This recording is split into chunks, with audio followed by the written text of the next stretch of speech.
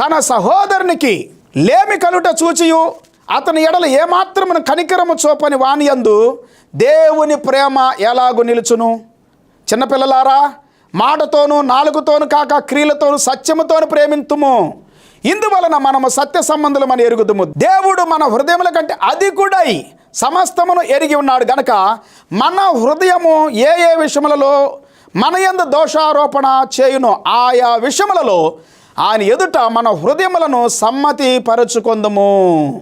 దేవునికి స్తోత్రాలు. మనం క్రియలతో ప్రేమించాలి పిల్లారా, హృదయంతో ప్రేమించాలి, ఇచ్చి ప్రేమించాలి. నీ దగ్గర ఉన్నది ఏది ఉంటే అది ఇచ్చేసేయి. సంతోషం ఉందా ఇవ్వండి, ఆనందం ఉందా పంచుకోండి, దుఃఖం ఉందా పంచుకోండి. దేవుని దగ్గరికి రండి, ప్రార్థన చేయండి.